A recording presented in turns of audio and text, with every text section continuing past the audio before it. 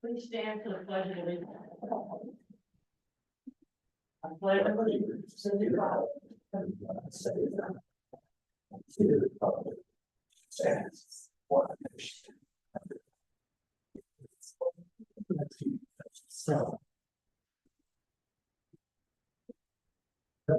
Presentations, introduction, and administration. Administer oath of office to new officer William Mack, presenter, acting county administrator, chief of police. Ready? Good evening, Mayor, Council, and guests. It's an honor and privilege to introduce our newest member to the police department tonight and administer his oath of office. But before I do that, I try and summarize his 26 years of law enforcement as briefly as possible. William Bill Mack grew up in Providence, Rhode Island, and went to North Providence High School and graduated in 1994. Following graduation, he enlisted in the United States Marine Corps, where he proudly served for 4 years in active duty. He graduated from Texas A&M Commerce with a degree in criminal justice with a 4.0 GPA. Not too bad.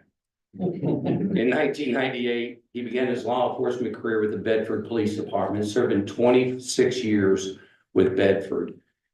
During his 26 years, he had many different roles. He was a detention officer, police officer, motor jock, traffic sergeant, detective, corporal, sergeant, lieutenant, and he retired in November 2024 as a captain over the Community Services Division. In addition to that, he served 21 years on the SWAT team and the Northeast Tarrant County SWAT area team, holding positions of operator, assistant team leader, and team leader. Throughout his career, he pursued professional development, earning his Master Peace Officer with the Texas Commission on Law Enforcement. He also is a certified instructor and a range master, which is pretty nice. We need a range master. In Bedford, he actively involved in enhancing the department's operations, helping revamp policies, and he was appointed as the program manager for the Texas Police Chiefs Accreditation Program. He's been married to his lovely wife, Michelle, for 20 years. They have 4 kids, 2 grandkids that bring him great joy. And Bill, he's excited to join our team and to be working in such a unique community that's supportive. We've ridden around, we've talked a lot. It's nice to have another guy with almost as much time as I have on the job. But anyway, please join me in welcoming Officer Mack to our department and his family.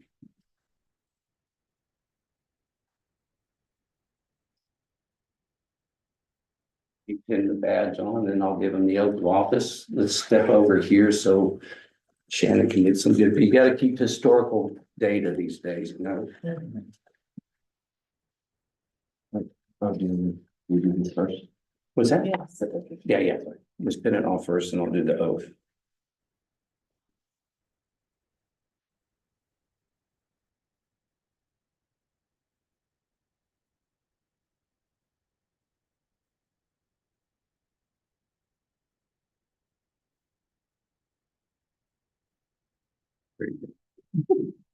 Raise your right hand and repeat after me, please. I state your name. I, William Mack, Do solemnly swear do solemnly that I swear will faithfully execute that I will faithfully the execute duties of the office of police officer the duties of the office of police officer for the town of for Bartonville, the town of Bartonville, and will, to the best of my and abilities, will to the best of my ability preserve, preserve, protect, protect, and defend the Constitution and defend the Constitution and the laws of the United States and the laws of the United States and of this state, and of this state, and of the ordinances of the town of Bartonville. and the ordinances of the town of Bartonville. So help me God. So help me God. Congratulations.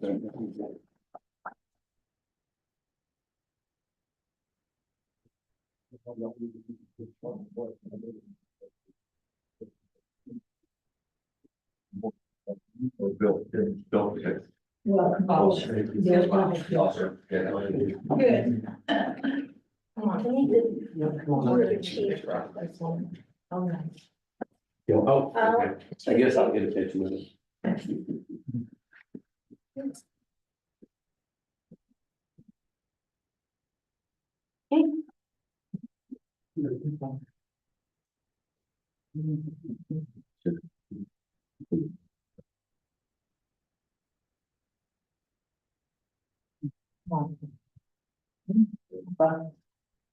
We'll get one big picture. One more. One big Sorry, picture. Sorry. Wait a minute.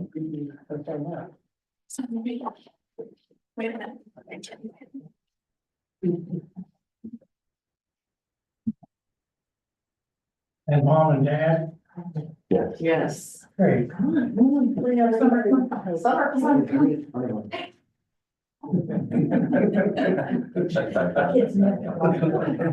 they don't.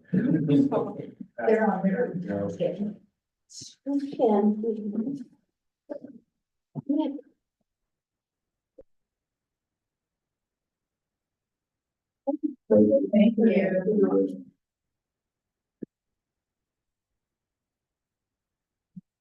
I'm going to be tickets.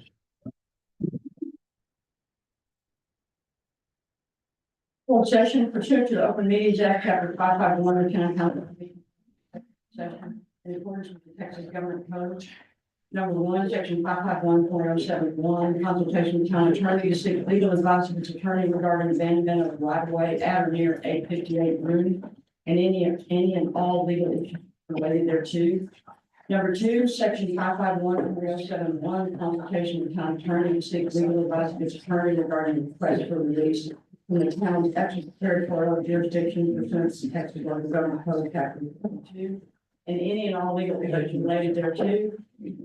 Time being 6:36 or 6:37, we're in closed session.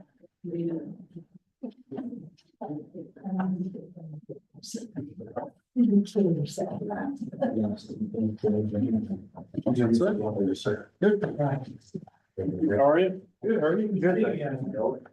Good to see you.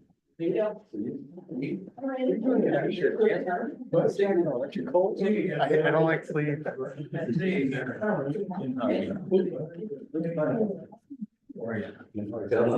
Many more. Good.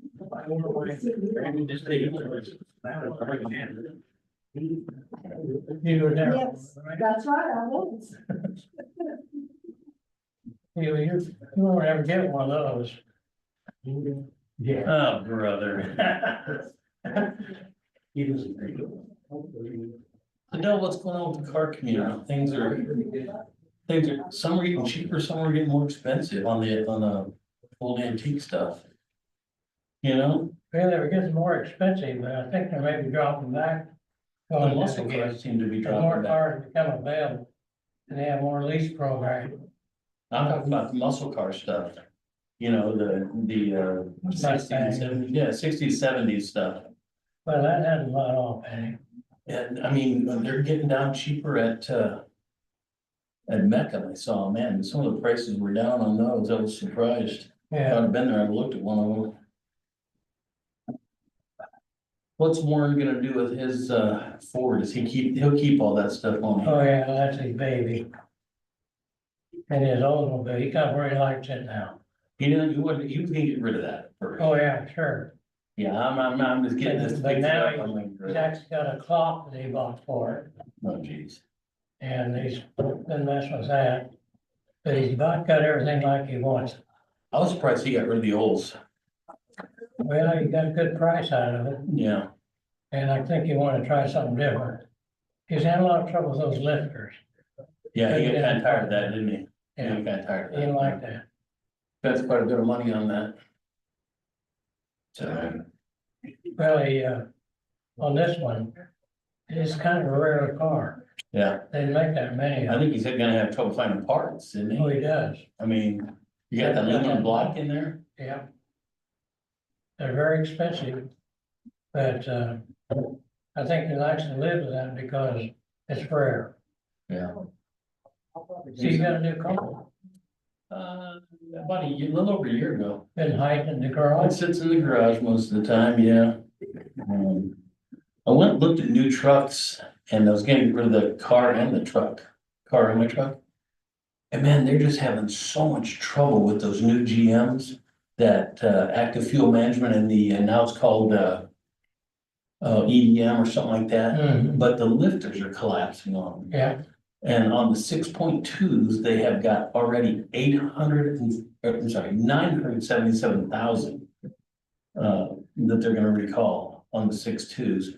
On the 5.3s, what's happening is these lifters, they have springs, you know how they never had springs at the yeah, bottom. So these have springs in them, and there's a pin in that spring, pink down it. and that pin is coming loose, the lifter's sticking down, and it's killing the cam.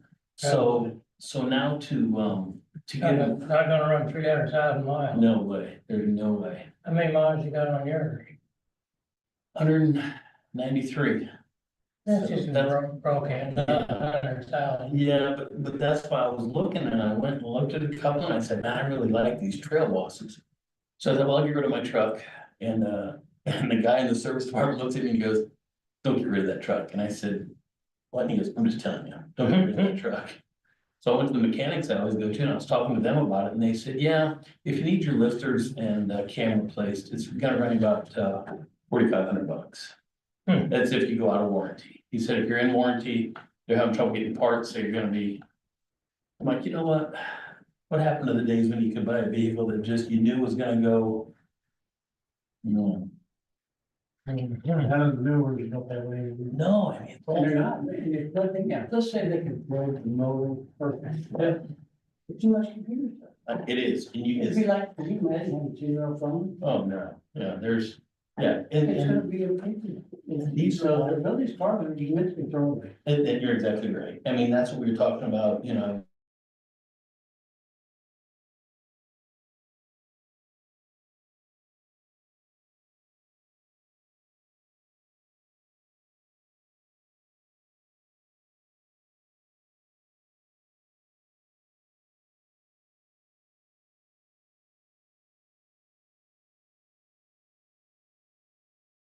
It's all throwaway stuff because. I look at Harley, if they're gonna force everybody into leasing because.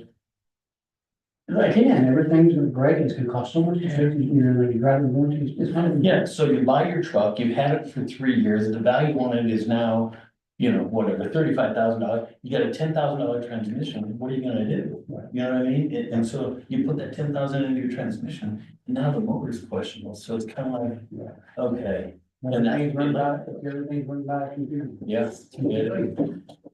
I remember, me and my wife, when we first got married, we had an old Blackberry dryer, and we had, it was a hand-me-down. Mhm. And man, I fixed that thing forever. Are you Scott? No.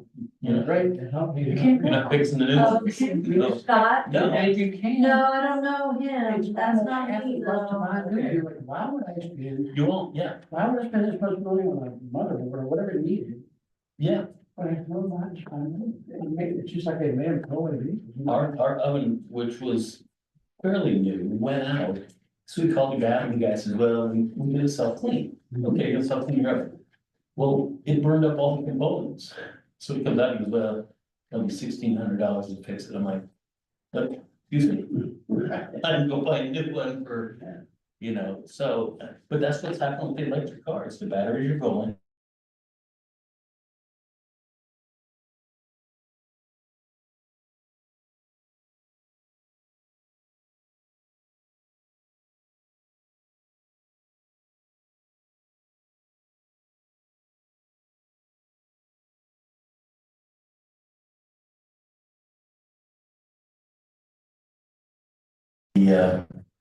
The Tacomas, they put twin turbos in it. Yeah, And now that's, you know, it's a little scary. yeah, it is, because when I had that Infinity, it had twin turbos. They went out at 21,000 miles under warranty. And I said, how much would it cost me? He said 12,000. Yeah. So that was at 21,000 miles, and then again at 48,000, I started hearing that same noise again. I'm like, uh-oh.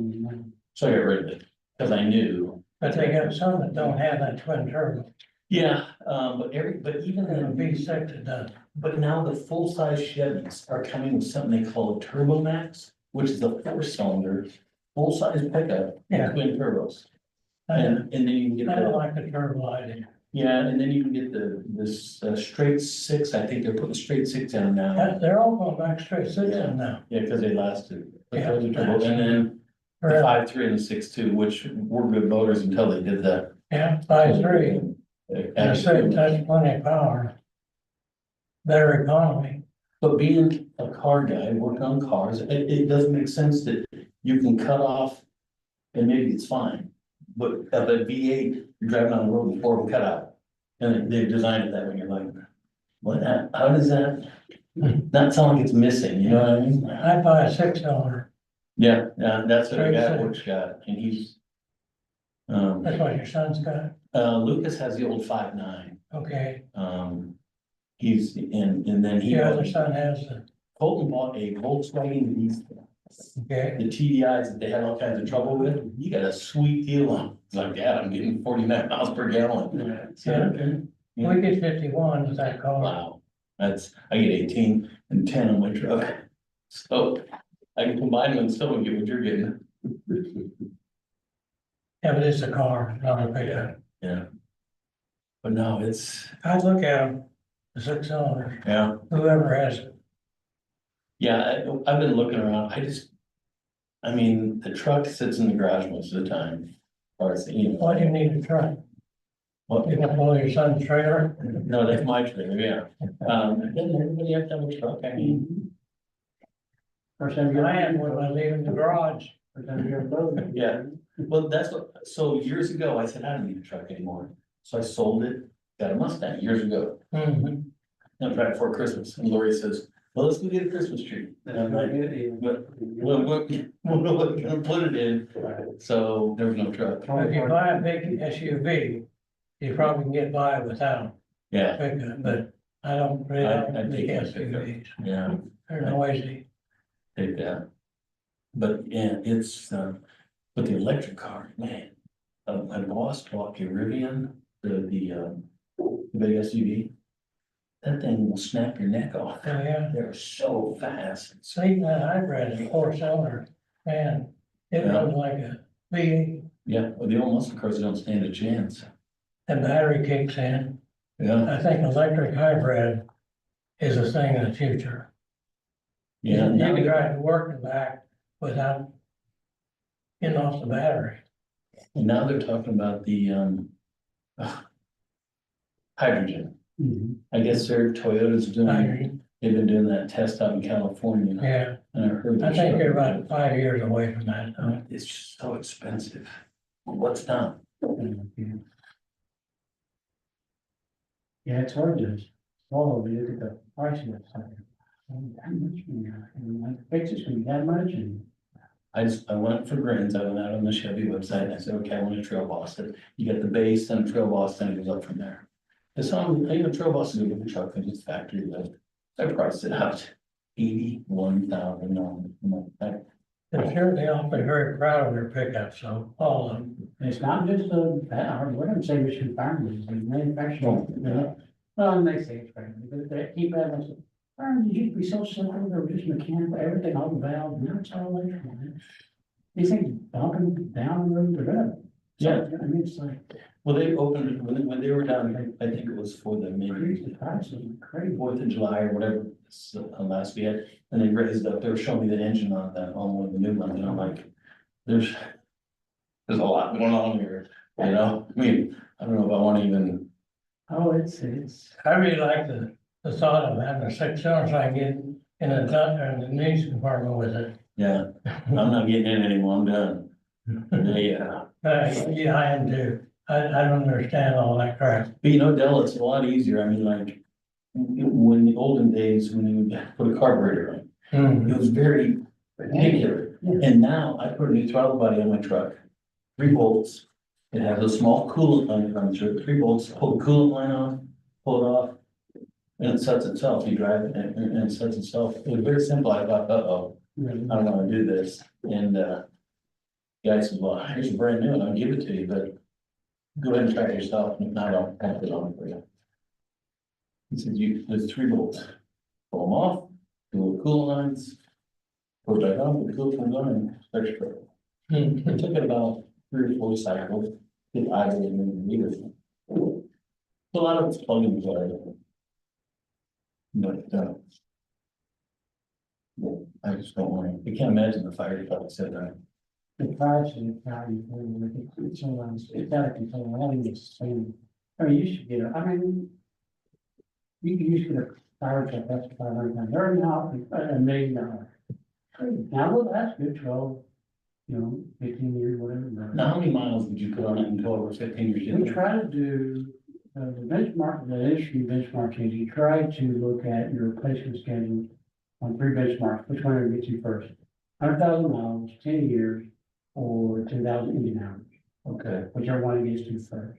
But even then, you still usually go 2 to 3 more years because that's based on you putting money aside to buy the next one. right. Recognizing at least 20, maybe 30% interest, so you're trying to pay for that next one. That's kind of how you try to do it. Here that is, that's not what you do. So what, do they have any after retail, do they have any used truck market at all? They do, but you're buying someone else's stuff. No, I'm saying, if you were to get rid of them, do they have somebody that would? You can, they do try to, but again, everybody's trying to get, the ones you get, they're basically somebody's old piece of stuff. And a lot of your like rural, very rural volunteers, or just your basic. Yeah. Bake sales and trying to come, get anything they can, that's who they're buying those older vehicles, and they'll try to get them refurbished and try to get them fixed up and clean them up or whatever, but even that's kind of, we were trying to buy a truck. That we were gonna get from Denton. And, they weren't gonna charge us much for it. But man, we didn't even get halfway through all the old one, we were well over, 6 8 rooms. We weren't even done. Master, he comes in, and, yeah, I'm already at $125,000. And I'm like, okay, we're not, I'm not buying, that's just assuming, once he fixes that's all they're gonna be. Yeah, exactly. So what would that, so I was coming home the other night and I wanted to see how this happened, but here comes the flower mound truck, not with the lights on or anything, but here comes, what's it called, a tiller? With that, so here it comes and I'm like, he's gonna go through the roundabout, I gotta see this, and sure enough, man, he just, smooth as silk. But that thing's gotta be expensive, that's one where you drive from the rear. It's about, that's a truck, and so there's different kinds of truck, you don't have to get it's called a tiller. There's platform trucks or skip trucks, and that one there, and most of trucks, which obviously have ladders and everything on it, they're at $2 million. Yeah, they're about twice as much as the parents now. And it used to be, the joke back in the day was, yeah, you're gonna spend $500,000 on the parents and $1 million on the truck, and that's double that.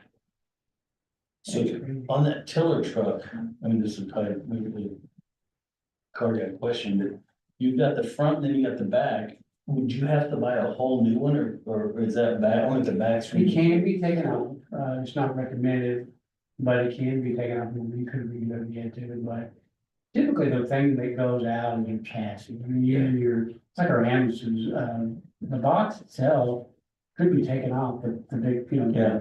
could be taken off and put on your chassis, and chassis will, be torn out, running that kind of way, up and down, Yeah, blacktop roads, sure. bumps and things, and, they're not, they just take a beating, and so, but yeah, so problem is, if you got a problem in the back, you probably have a problem in the front too. Back in the early days, when they built the raceway, they had the motel there and others.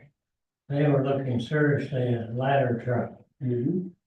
So I don't know, if that a dead issue, or if you get one big story buildings, you're obviously getting into it. Yeah, we don't have, we have one, we never had one. Well, we just got our first apartment complex too, and so we're starting to see some charges and your schools and stuff to account for that when you look at the ISO ratings. So there's certainly, we're getting big warehouses, we're starting to get some things on, especially on 35.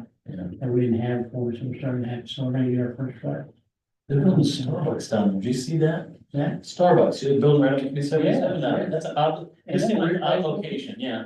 Really? Man, trying to get out of it? No. I've been Christian, brother. Yeah, we go to church down there and I'm like, I was coming home and I'm like, but the Starbucks, that's a weird.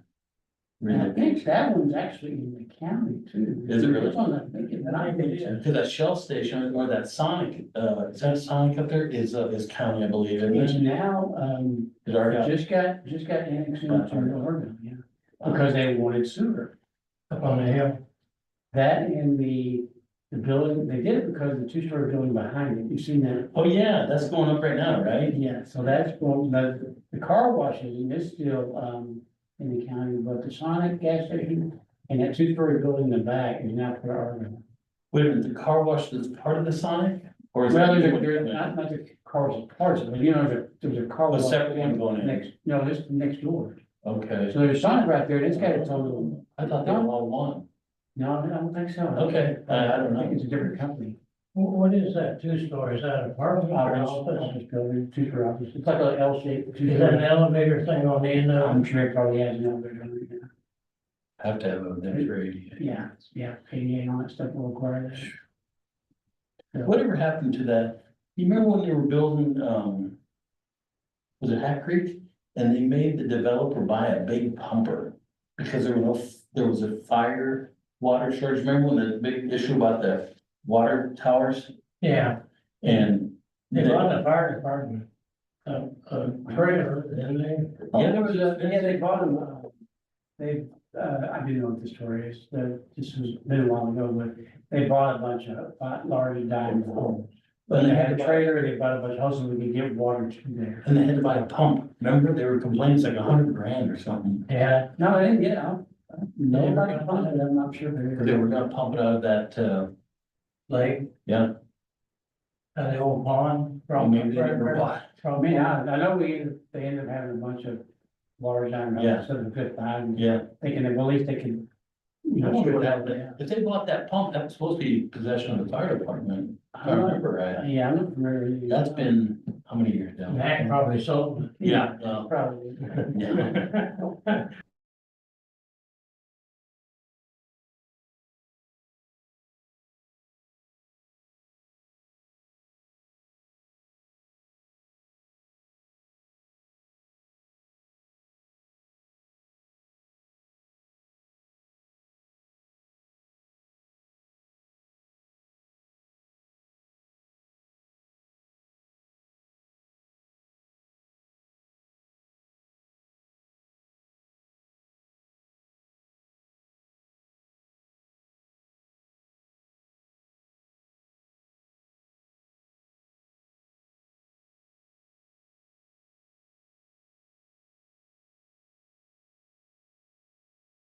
Anything like people. And then, but I think there was more, I think there was more that just didn't be. I'm not going to prison, period, for any amount of money. When somebody says, hey, you go to prison for a year for 50 million, yeah, I might think about that, you know, but for 400,000? Yeah, No way. no, I think there were probably, there might have been some more, I mean, the FBI, you know, when they do their evidence. They only have to get enough evidence to prove their case, they don't have to get everything, so. Did the county actually come in and pay the retirement fees? That he- Well, what we did, so we weren't sure that, you know, whether that he would try to pay back anything or whatever. So what we did, we moved all the employees and all the assets over to the ESD, which is, went from nonprofit to the ESD, which makes it a lot better. Now we have different accounting standards. You have to do a full audit, and the same we had to because of government entity versus nonprofit. So when they did that, one of the few things that the AESD owned was station 513, like the archive, they actually owned the station. And so what they did, because they owned it, ESD essentially, in finance, but they let what they owned, bought the station from the AESD. And since employees at that time were, you know, AESD employees, the proceeds from that transaction, basically buying the station, that's how the AESD paid back our money. Okay.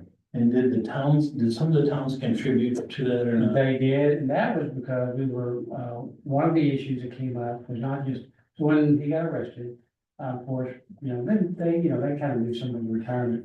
When the FBI got involved, everything, the Department of Labor got involved, Department of Justice got involved, and the Department of Labor came in, that, of course, he got arrested in November. By December, like a week before I came to work here, the Department of Labor came and said, oh, by the way, you're not paying your overtime. And I'm like, what? And I don't know the magnitude, but the basic. When you're a government fire department, you're a municipal government fire department, there is an exemption called 7K exemption to the Fair Labor Standards Act. Fair Labor Standards says if you're a business and you work overtime, or over 40 hours a week, you get overtime. Sure. Well, in a government fire department, because you're working a 24-hour schedule, cities are not required, or government entities are not required to pay their firefighters until they, overtime, until they hit 106 hours in a 14-day pay period, or 2, 12, and 20, whatever pay period they use, but if they typically use a 2-week pay period, firefighters don't get overtime until they hit 106 hours. And so that's just an exemption to the law. Well, as a nonprofit, the Department of Labor came in and said, you're treating these firefighters as if they're government employees or not, they work in nonprofit, which means they're a business, and they're a business, you gotta start paying them overtime over 40 hours a week. And they work a 56-hour work week, so now all of a sudden I've got all these firefighters that immediately have to start getting paid overtime. And oh, by the way, because they've been doing this for who knows how long, they're gonna have to pay, up to 3 years times 2. Wow. That'd be more than, that could be more than, so when that happened, we're like, holy crap, so immediately. They don't want to break the law anymore, they had to start paying the firefighters overtime until they could get them all transitioned. So in the 9 days, we moved them all over to the ESD to give them for the government entity. Because once the worker got ready, that will let me know, they had Yeah. exemption applied. I got you. We moved them all over in the first 90 days and, December, we were paying overtime. Because it's, for those, you guys are paying overtime. Yeah, So, of course, our budget wasn't really set up for that, so now I've got all this overtime, and we're gonna run out of money. So I said, I told Laura, I said, we're not gonna make the end of the year. There's no way we can keep this up, we gotta get them over to the ESG as soon as possible, and we're probably gonna run out of money, so of course, then we went out and we asked, stuff you can do to kind of help, so we like to apply for grants, whatever, and I think the biggest contributor was Lantana Cares came. Some of that was because Lantana, which was a whole other weird thing, they weren't paying the right They amount. paying their share. They weren't, and so that's why they made the biggest contribution they made. They wanted them paid, which ended up being, they paid the difference of what everybody else was paying. So they paid the difference of what everybody else was paying, so they helped us, so. We didn't need a lot, but we needed something to get us to you go. bet. We have to deal with merge. Blew my budget, like, Yeah. this is not sustainable. Before you even start, you're done. We're not gonna, summertime, we're gonna run, You bet. payroll won't make it that long. At this rate, of course, it pushed us to get them all transitioned over and rehire them as EST employees. Did you have to deal with Mercer when you were doing that? Son, he was part of the ABFD board, and he, You was, yeah. yeah, so he, I dealt with him some, he's no longer there now, but, people ask, who's involved, and I don't know, I can't prove, and I had talked to the FBI, and I thought, I thought if anybody involved P. Donahue, I thought that guy, he's got a history of being a treasurer, how would he not know? Yeah, how But would the you? FBI swore to me, I asked him, and he said, if the man, if he's involved, is it Max not saying, or Max will either. How could a treasurer? Yeah, that was the whole thing that I think there was, you get audited, right? Well, the EST's audit was fine. So keep in mind, EST is a government entity, Right. and so you, as the EST is a government entity, they have to do the same audits that they. And he did it, our. So the EST was, where the taxpayer money comes in, right, so they do that. And the ESD can provide its own part, or they can pay someone else. So what they were doing, they didn't have any, they didn't have any, they didn't have any whatever, they were just basically paying the ESDs and giving them money to you be a fire department. I gotcha. Okay. So, and in terms of audits go, the ESD was fine. But the ABFD, where Mac was over, he was the chief of the ABFD, they weren't really doing. They do a county report, they do that. But it was stuff that Mac was telling me, whoever he was having to do, he was just giving them a thing. Two books. And essentially, and I asked the FBI, I said, now how was he doing all this? Well, he just forwarded documents. I mean, if I have your spreadsheet, it's got 1 0 on it, do you know that 1 0s are correct? How do you look over your shoulder for that long? You know what I mean? I wouldn't sleep at night. The funny thing about that, though, if I'm correct, is that we went ahead and they moved the treasurer from the fire department over to the board Well, and maybe some point, I mean, not now. right after that. No, I think they were all, they stayed the same. In fact, the judge, because we, the county commissioners, Judge Eads and all the county, they're the ones that appoint our commissioners. They're appointed by them 2 terms.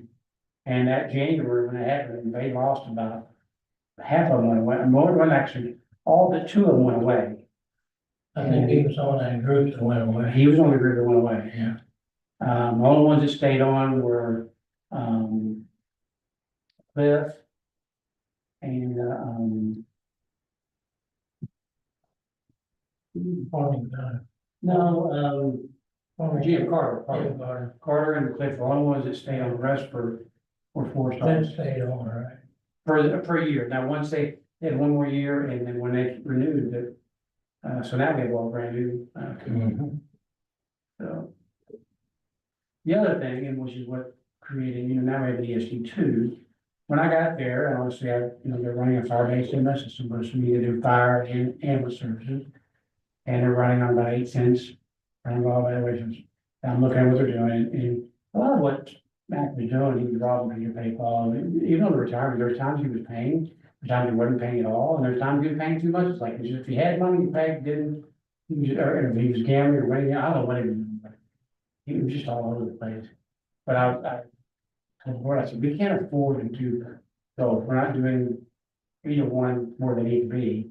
We need another ambulance, we need that, there's things we need, but we're not gonna do it. I said, where I came from, and city government, where the city buys all your stuff, like the bonds, and you're an ESD, you're your own. I said, our budget was operating at 13, maybe 14 cents. And that's assuming the city buys my stations for me, where the ESD, you know, I have to do that myself. And so, I said, someone's gonna get it, and so that's when we started talking, so I started, not knowing much about ESD, there's about 350 ESDs in Texas. Most of them, there's just not that many of them in Texas. So I started talking to other chiefs, and they said, well, if you're a professional organization and you're trying to do both, you need to do what a lot of them they're doing. They created one to pay for fire, one to pay for EMS, and so. Okay, so how do we do it? And then go to the process, it has to be voted by the people, you know, there's no election, all that stuff, and so That's how we did the ESD too. that's how they did ESD, went out there, went on the ballot, everybody voted, and then we won basically. But if we hadn't won that election, what would have done, we simply can't do that. Either the towns themselves will contract with other entities, other fire departments, or we'll have to contract, private contract or whatever, so we just not do that anymore. How much did you end up borrowing to carry it through? We didn't have to borrow anything, believe it or not, because we did get a little help from towns, and we were able, fortunately, coincidentally, we got, a safer grant that kind of helped us with some positions we needed. We didn't have to, but we just basically cut out, we just kind of, I told everybody we're on 2 committees for a while, and just don't buy anything. Yeah. Just not, and, you know, we didn't, everything just kind of cut back on. We did save some money, there were some things we did, like, and we probably need to get this back to the firefighters at some point. Like, when you go from, as a nonprofit, they were paying, they had a 401k, which is where all the meds was, but they're also doing social security. And now we're a state-run retirement system, it's run by the state, it's much better than, but they're not paying the social security, so they're not getting that, and they don't have to pay, we don't have to pay. But- We're paying, Right, but so, 10% so at the end of the career though, they don't get social security, right, they get the pension money, they'll right? get a pension basically. Yeah, my son's a police officer and I gotta tell you, that pension's pretty good. I Well, mean, it's basically, it's a, they contribute, and then there's a matching thing with the state. We basically don't run, we basically pay the state retirement system money to a pool that was how so how the state invests that money, I don't know, but they're, how they, they just guarantee that we'll pay them the return on that to the whatever the court, whatever the match is, or whatever, it's like a 1 quarter or something like that, they get, you know, for whatever dollar, they get $1.25 or something like that, whatever. Yeah. But it's come a long way, it's, I mean, we leave firefighter, that was my biggest fear, I thought. It was bad enough about the retirement and everybody and like that, but when they got out there, overtime was a big deal. I thought I was gonna lose a bunch of firefighters, and I went in there and said, look, I went there, they were still doing that, don't quit and don't sue us, just give us something, we're trying to make this right, just give us some time. And we can get this all sorted. I said, if you sue us, it goes to attorneys. I said, all people win in that situation, with attorneys, so They're gonna get their big money. chunk of money, and it'll take twice as long. And so let's just hang in there and work on that, maybe and so we just work together and get it all solved, but selling this sell the station transaction there, because they only owe about $600,000 or $700,000, that's on that station, it's the oldest station. And so basically being able to have it paid and refinance and basically the money, that was how we pay back the overtime in return. Who owns the note on these 2 stations? So now the ESG owns, so that was the thing, we moved all the assets to the And some of them ESG. have to be financed, don't they? Yeah, so they basically, financed it and to basically pay, not, obviously not full amount, I think they did, doing $2.3 million for the station. It's probably worth a lot more than that, but that's what they financed. remember the fire truck used to sit right here? Yes. And I'm like, was that a firewall there? I hope it is. Yeah, I've seen pictures of it, this used to be right here where the Yeah, bed was. yeah, it had the big old doors and, you know, always interesting. I saw something the other night at the Hoyts. There was a fire truck and a Tahoe, where this Tahoe, where it was, but no ambulance, first time I've ever seen no ambulance, must have been out on something else, you know? But the Waits had a call at their house, I don't know what happened there. But, wasn't very long. Yeah, it's a good, this is a good location for pricing. And, you know, the development, you know, more and more develops, and which I know Bartonville is trying to avoid that, but if it does, you know, maybe very well, you know, something necessary. We got the one, obviously they moved one closer. It's over off Kennedy. That went over my head, not very far. No, it's not very far either, so and we're gonna put ambulance there this month. So, you know, that's the other thing we bought, when we put the estate, we bought we have three ambulances, so one's coming in now, so we're gonna put that instead, so. Was the latest on our Model A. What were you guys doing driving that out in the rain or the ice or something the other day? That you guys? We didn't want to ride in the other, No. but anyway, we've been working on it. Finally found out it's a condenser that's an electrical problem. Is that converted to a 12 or is it still That's 6? converted. But then we got that straightened out, we thought. Got a new book that told us how to do it, going was wrong.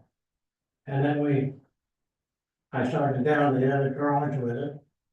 And it quit about 200 yards down the tree. Died. So I called Pat, he was in Denton. He came out and we pushed it back down to my garage. And decided it was gas tank. And sure enough it was, he had a scope to put in there, and the gas tank was water and rust Crap. and some gaskets and I don't know what. Yeah. So anyway, we already drained it 3 times before, Oh, but it didn't get it all out there, obviously. So we decided to start over. And we drained it and put vinegar in it for a week. We drained that, put diesel fuel in it for a couple of days. Drained that, put gas in it. Then we got a screen to go over the inlet to the tank. Yeah. So we raised the level from the bottom of the tank. We thought, boy, we got her now. So we started last Saturday down to the store. We get top of this hill down here, just didn't run worth a damn. He had to pull the truck around to get it right. So he turned around, I followed him back to the garage and ran a little better getting there.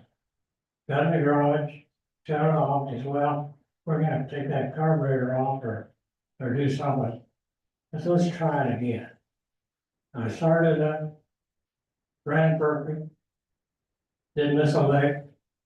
And then he started back down. I said, let's take it all back down there. Ran perfect. I went down and got it and brought it home. So I'll start it tomorrow and see what happens. But I think there's some water in the tank we couldn't get out. That rusting. Because it crap says is on there. The inlet's about Yeah. that high Yeah. when you drain Have you ever used, and I thought this was a gimmick, I'm gonna go there, I was at a car show and the guy, have you ever used the Evapor Rust? It's amazing, this stuff, they sell it at Tractor Supply, it's biodegradable. And so I thought it was a hoax, the guy at the car show showed me this, I'm like, okay, my alpha, for I bought a gallon, $17. Took it home, put some rusty bolts and stuff from my car in there, just to see what happened, forgot about it. Oh my goodness, went out a week later, it was brand new, I'm like, okay, this is it. I weird. never heard of that one. I hadn't either, and so I'm like, okay. So I was talking to a buddy of mine, he goes, yeah, Evapor Rust. Is you get it at Tractor Supply, you can get a gallon, $17. So I said, okay, this must have been really light rust, so I have an old lawnmower. Took some old rusty bolts off it, you know. Put them in there. It comes out looking, if you'll leave it in there long enough, a week or two, if you don't need them right away. I'm like, this is smoke and mirrors somewhere, you know? Yeah. But it works, because a buddy of mine, I was telling him, I goes, oh my gosh, I've got a whole tub of with car parts I forgot about. He's restoring an old Challenger, and so he goes and he pulls it out and gets them out, he's like, oh, they look brand new. And what it does is it treats the part so it doesn't rust again. I know, and again, You should have been around months ago. well, We've been working on that damn thing for well, 3 months. yeah, I mean, it's more, you know, more of a mystery. I'm like, okay, it's a snake oil type deal. And that's what I thought about this stuff.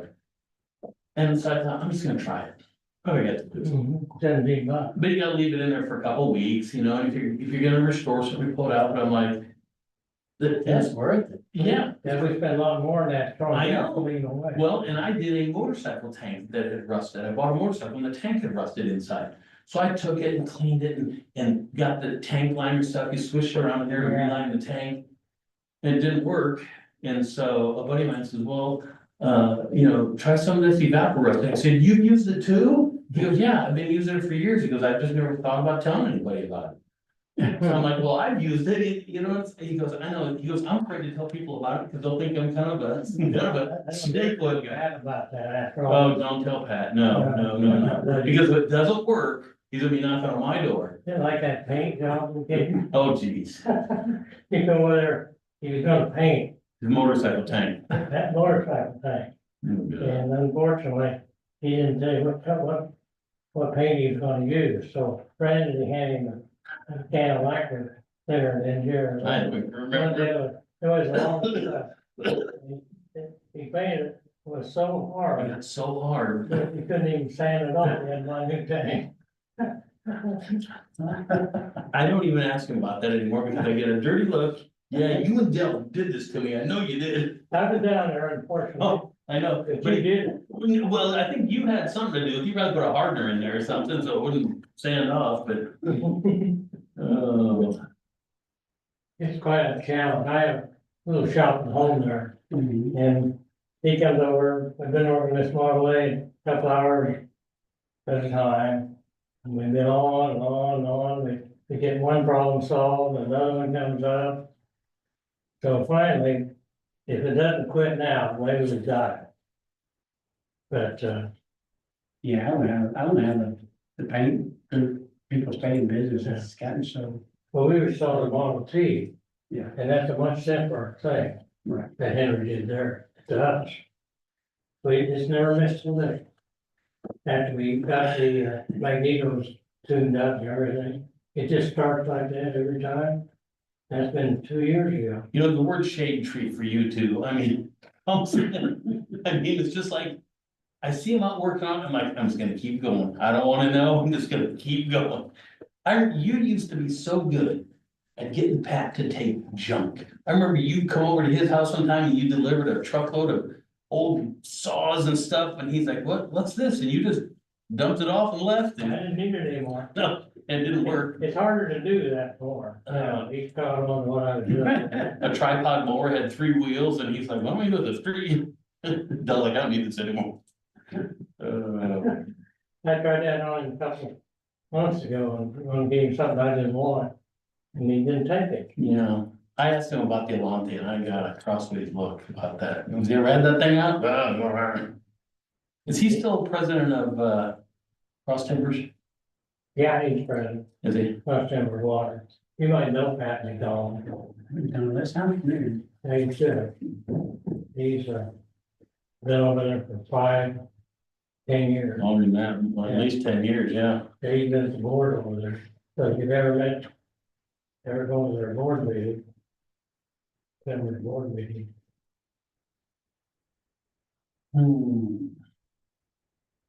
Yeah, he's been around a while. Are you gonna give up? I might, because They're taking a while. I'll bet they're back pretty soon. I don't know what they're talking about. they're talking about my house, that's why. Oh, your house? Yeah, that's why I don't wanna leave. Are you on the 858 route. yeah, what, is that the one they're trying to extend the road or what's? Well, they didn't, like, the road goes like this, and my Yeah. house is here, but the road ends here. Oh, So like, I can't get to my driveway. so when you're not, so when you come down Broom and then is it, Porter? No, Yeah, Porter, Porter. And It's it the comes White across House. the road? yeah, Okay, into the dirt, yeah. yeah. So was that at one time, somebody said that was supposed to go through or something? They were trying not to build, but that got abandoned, so they Okay. abandoned the whole road. Except the portion up to my driveway, because it's still a public road, it needs to go to my driveway, but they don't do anything, they don't maintain it. And all the water is coming out 2 tubes right through there, and it floods my whole property and the 2 people behind me. When you're in that first property, down on the other side of the Yeah. road is supposed to be there. Mhm. Is I it met the like guy that lived there before. Oh, yeah, yes, they live in Pilot Point now. Yeah, He has Parkinson's. Do what? He has Parkinson's disease, I think. Oh, yeah. Yeah, he's not doing good. How long have you guys been there? Like a year and a half. And you've been getting flooded, is it? Oh, yeah, like up to here, like It hasn't been in your property though, has it? not in the house. It just stays on the side in the backyard. The guy, I mean, like, we're talking fish swimming. That's how bad it is. Out of your driveway. Yeah, in our yard. Are there medlocks behind you? Yeah, Yes, Betty Midlock. yes. Their whole area, they flood too. Probably about 2 acres of their stuff floods, but it's okay because it's just, it's not. It dissipates, They're yeah. not, they're too But then close. the dude next to him in the blue house, he says it keeps getting closer and closer to his house. I guess they're back, I guess, I'm not gonna. That damage, but that road is still part of the town. Yeah. Betty, doesn't belong too close to that road. Man, we'll be out of.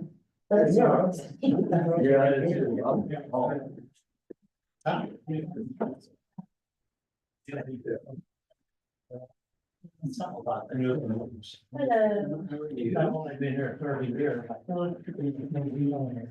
Kurt, Dawn. Dawn, nice to meet you. Was that either one of you? Thank you.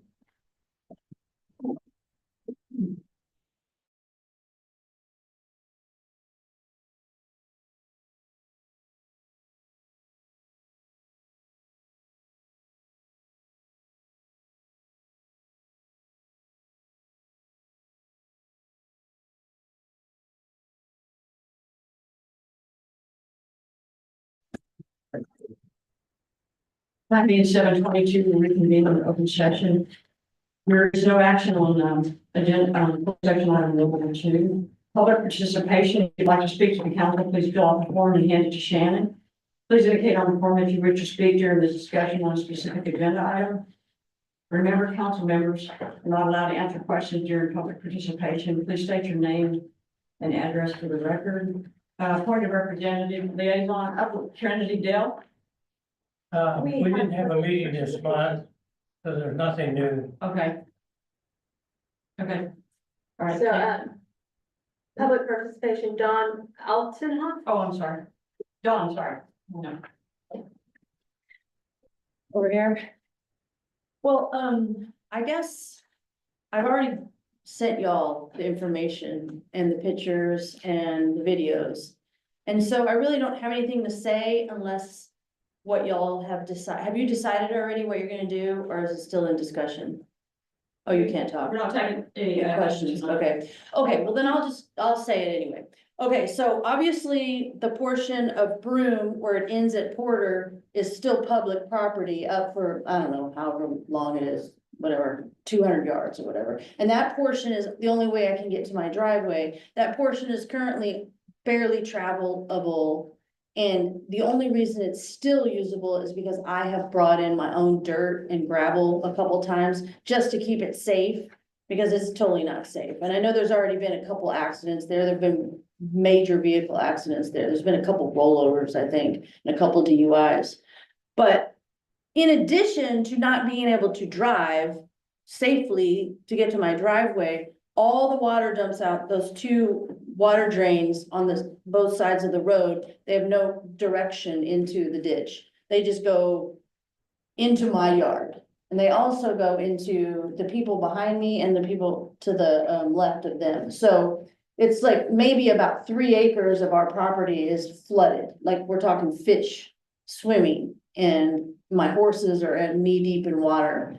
So that is also a problem. And with the upcoming building that's coming across the street, it's gonna get worse. So, and I know you can't flood my property, and it literally is dumping half of that sector of town right into my driveway. So, you know, I know I had gotten some email communications before about, well, maybe we'll abandon that portion of the road to you, but I don't really wanna do that, because they already abandoned like 90% of it, but they gave it to those people. And then so to give that little section to me is not really advantageous to me, and I don't know how I am supposed to fix that problem and alleviate it. And then it becomes, I'm flooding everybody else around me. So, I mean, I do feel like it's the responsibility of I pay my taxes to have a road to get to my house. I feel like it's the responsibility of the town and the county to actually give me a working little sector road to get to Memphis. And I guess that's all I have to say about that. Thank you. Thank you. For Trinity, Bill? I think I already spoke. I thought you called my name before. I'm sorry. Yeah, we didn't have a meeting, so obviously I don't have her report. All right, Maybe next month. thank you, Dale. All right. Thanks, Bill. Denton County Emergency Service District Chief Don. Evening, Mayor, Council. Thank you all for having me here. Hope you all had a good, happy holiday, Merry Christmas, and Happy New Year. We are rolling into the new year. We're busy as ever. We've got a lot of stuff going on the plate. With the new sport, Judge Easy Council. So that happened. That was on December 17th. We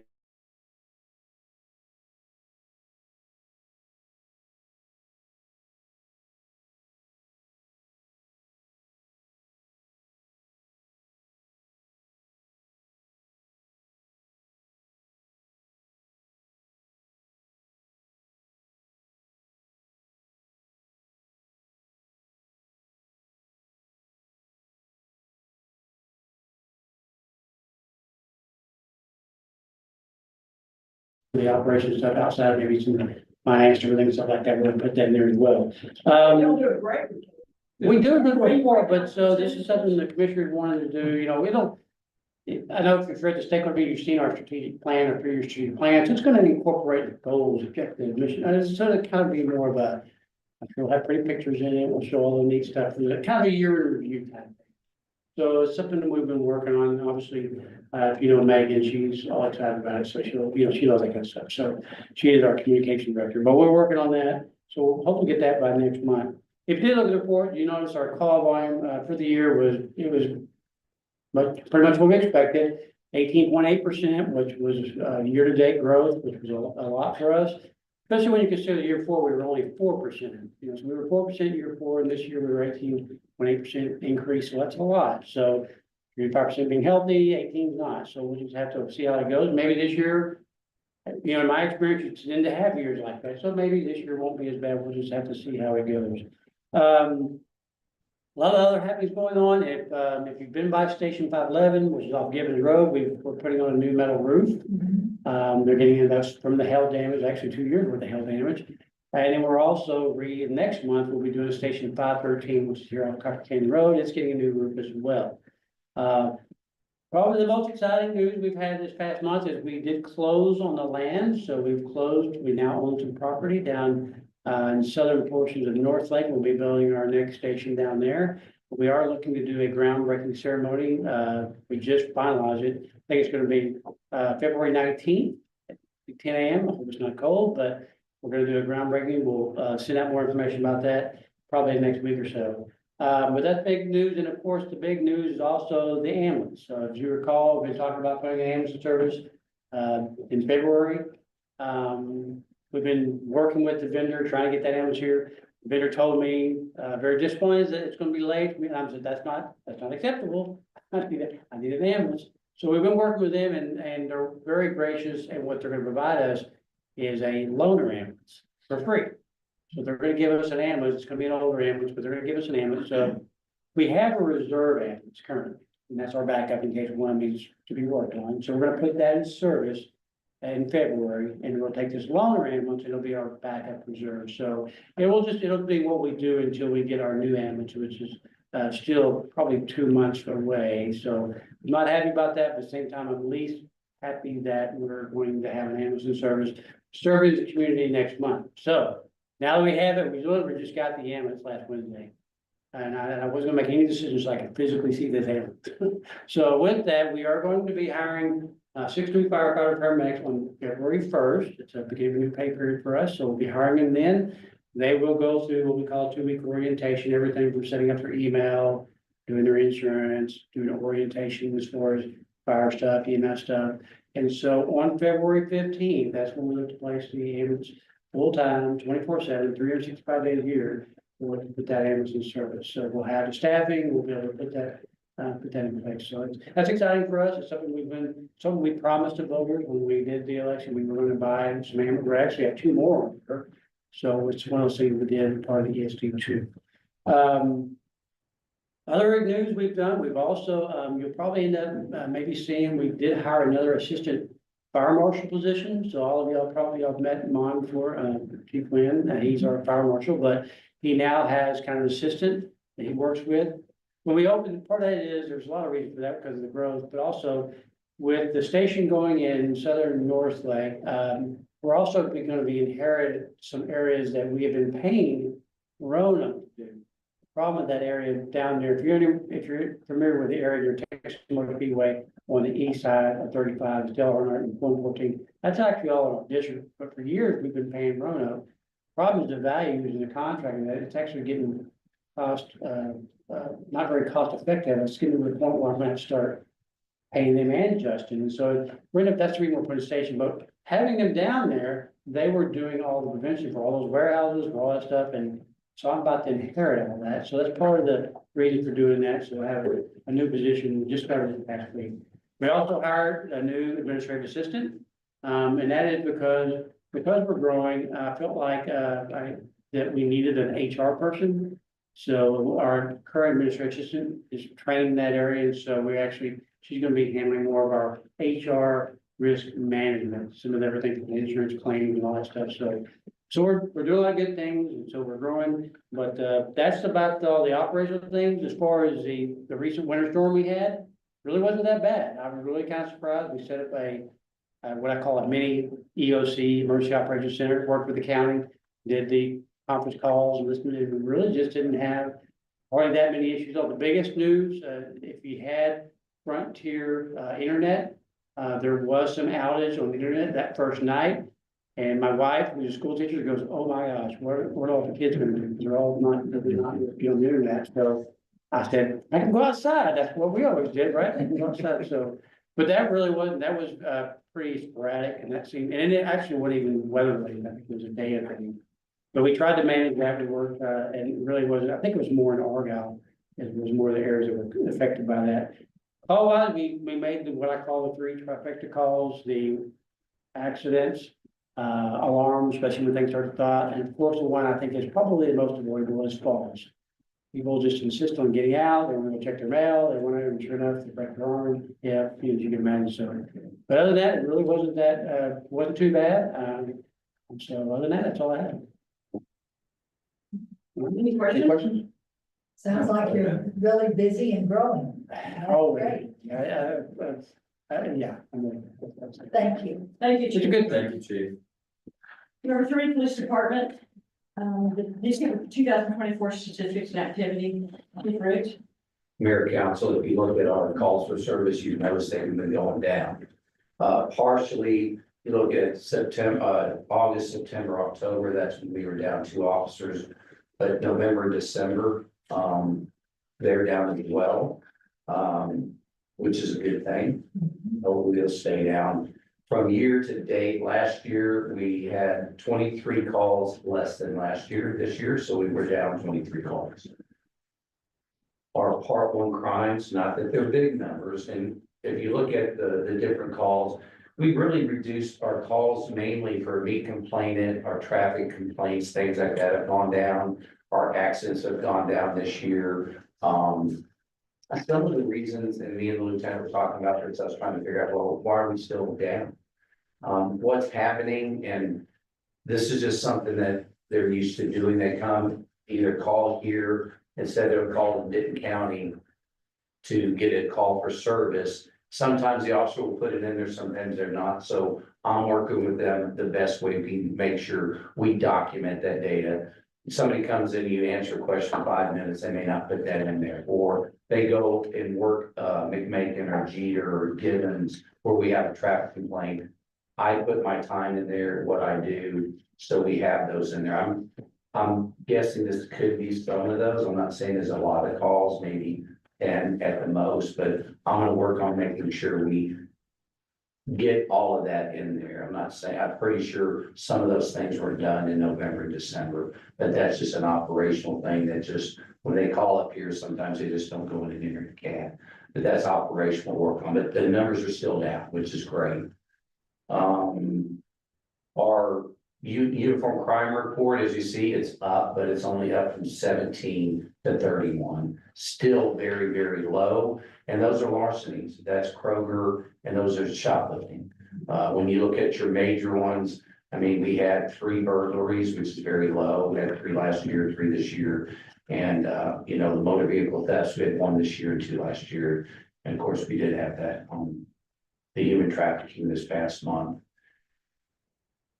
And then if you look at our officer activity, it looks good. They had 160 close patrols, building checks, and we had 195 traffic stops.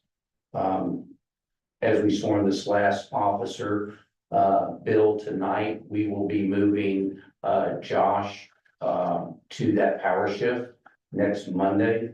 He will go Monday through Friday. It'll be 2 p.m. to 10 p.m. and then all Saturday, Sunday. And so it'd be a power shift. So we'll have 2 officers on 4 hours at a time, which is nice, from 2 to 6. The day shift officer will have a backup, and then also from 6 to 10. So we're going to be able to do that, which is really nice. Any questions on? Excuse me, Yes. Steve. On the traffic stops at 195, what period was that for? This past month? And do you know how that compared, how that's trending now that you're? I would go,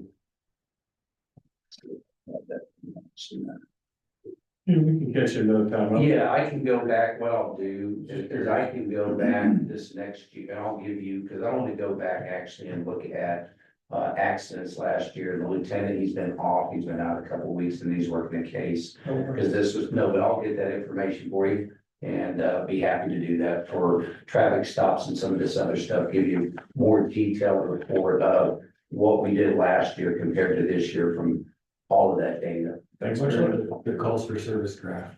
We're showing year-over-year trends. Yes. You're very helpful. Sure. I like that. How long is Officer Matt gonna be in training? Where I assume you'll have to ride along for a period of time? He's actually been on a couple of weeks already, All right, so, okay. and he's, you know, he knows how to use Brazos, he was a traffic cop. The CAD systems, he's learning very quickly, most CADs are pretty familiar. And he's gonna work tomorrow night with, I'm gonna get 2 nights of D-nights with him, and then he'll be off Friday, Saturday. He'll be getting released Monday, because I got with him, he rode with me, rode with Arthur and Woods. I'm having him ride with all the officers, but he's picking up really quick. So he's ready to go. Yeah, he's, you know, as far as, he doesn't, I like training to be a cop, he knows how to do everything. It's just more of our operation stuff, getting into CAD, do your CAD notes, do your reports. He already knows how to do the crash reports. He knows how to do Brazos, so it's more just learning our town, which, as you know, in the CAD system, it shows you the map. You know, they don't have to do map still anymore. And so it's pretty, I mean, in our towns, you know, I've learned it pretty quick. It's not real difficult. But he'll be out on his own, next Monday night. Right. Or next, Wednesday, Thursday night. He has an impressive resume, so. Yeah, He's a pretty sharp guy. Yeah, we were glad to get him. He's gonna be a really good asset to our team.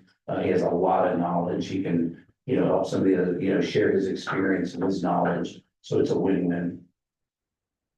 And on our miscellaneous, we did get the panels, those solar panels that were damaged by the hail on that camera trailer. Those were repaired. We're gonna start deploying it. I'm gonna put it out at the Eagle Ridge subdivision. We haven't anything lately, but we have had some materials being removed from some of those construction sites. So we're gonna have that out there, hopefully as a deterrent, but it also will record any activity if we do have anything out there to help us investigate. We also have the block cameras, as y'all know, so that's a really nice investigator tool. Unit 2402 has been at Defender. We actually were hoping to get it out by February. Our Axon cameras, body cameras, and in-car cameras came in 2 days ago. And that won't be installed there. Axon comes out and installs that in our cars. They'll be the ones that will install it. So we get that car out, then we have the other white one. We have one more white one that hopefully, you know, we'll get it in George, I called him today, he can't give me a date, because I was even talking to Mom, and they have like 6 trucks they're waiting, trying to get in to get outfitted, so it's just one of those. But we'll have the 2 white ones will be coming out fairly soon, and what we already have the one, but didn't get the other one out, but we didn't take him. And I'll be happy to answer any questions. No, I don't have anything. Thank you, Chief. Thank you. Administration? Shannon? Thank you, Mayor. Before I go into the monthly financial reports, I do want to mention that, as you already know, we are in the filing period for the May general election. It ends on February 14th at 5 p.m. That's a Friday. We currently have 1 incumbent, Councilmember Sands has filed, and we're in the process of getting the incumbents, Councilmember Roberts and Councilmember Aaron's, to file for a place in the ballot as well. That information will be posted on the website once we get all the information in. Your finance report starts on page 29 in your packet. And right now, as we've been talking the last couple of months, December did come in strong with property tax revenue over 300, a little over 300,000. So we're starting to see everybody paying their property taxes, and we're getting that revenue brought in. Sales tax did dip a little, 3%, and I'll show that to you on the next slide. Remember we received the money in in December, but it's from the October sales. We're 2 months in arrears. So in February, we'll see what Christmas did for people. We're just 2 months behind.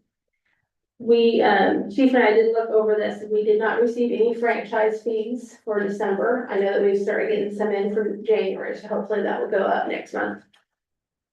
The other / transfer of the a little over 12.5, that is primarily interest, and that's being steady with our bank accounts right now.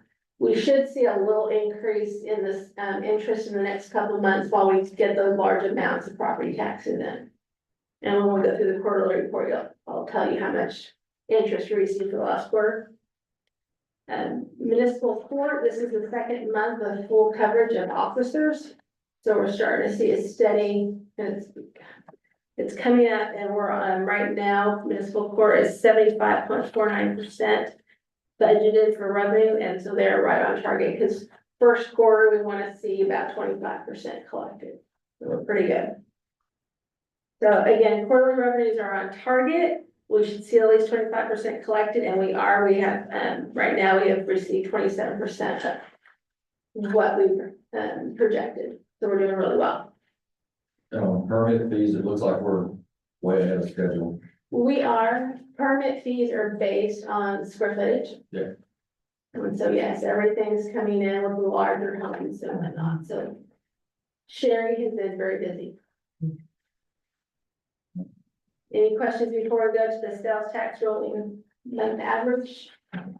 Page 30 is the slide, and it's showing you, we did have the increase in October. That was because we received the quarterly from our quarterly filers, sorry.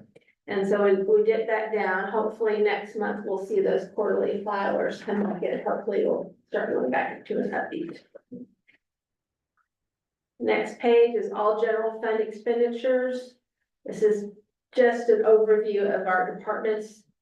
Right now, we are expending less than 25% of the budget in respective line items. We got a little 24%, so we're kind of good. Right now, we are the same expenses with the municipal court as the same time we were last year. And then the transfer section, the $6,600, that's the Montana Town Center portion of sales tax transfer. Any questions before anyone? Looking more into administration. Administration is on target with expending 25% for the first quarter. Salary and benefits is due to high last month for the agreements that you approved last month. That's good. Any questions before we go to P? Okay. Police is also on budget right now. The overall remaining budget is 77% left at the end of the first quarter. So right now we are moving along smoothly. We have everything in line with budget. Any questions before we move on to the quarterly? The quarterly starts on page 34 of your packet. And on the front page, it's a summary of the report, and it'll show you that we earned $52,231 in interest for October, November, December. That's great. Yes. It's really great. Yeah. And then right now, we do have an increase in our investment holdings, which is of 284,000, which is also being helped because we received $301,000 in property tax. The next page is the averages for the quarter. We're holding a steady right now of about 4.5 million in the bank. And then on the last page is showing you our average collected and our average rates of interest. Well, this report shows you our general fund account, our reserves, which is up to 600, so almost 630,000 in it from the $294,000 transfer that we did at the end of last year. So we're very healthy on our reserves, which is awesome. And right now our rate, interest rate for our independent accounts, which is general fund and the reserve, we've seen a switch between 4.73% and 5.10%. So not bad. That's where we receive the majority of our 52,000. And we do have one tax pool account, which is the remaining leftover from the 2019 bond that you did. We have about $130, so we're earning about 50 cents a month right there. That's a tax note. Yes. I'll entertain any questions if you have any. We're good, good shape. What's our interest rate pegged to? What's the index on that? For our bank accounts, on the last page of that, which is page 36, toward the bottom, our average rate was 5.1% in October, 4.9% in November, and then 4.73. So we're staying over 4.5. I'm sorry, I know it resets, but is that indexed? Is it LIBOR plus an amount, or I just see it's going down. I didn't know if we had the logic on. No, we are still indexed. It's just the way the market's going right now.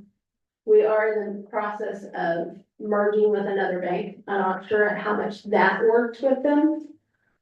But it's not uncommon to do this. It did go up and then came back down. I wouldn't get worried until it was under 4. And right now we're still, 4.7. So we're pretty good.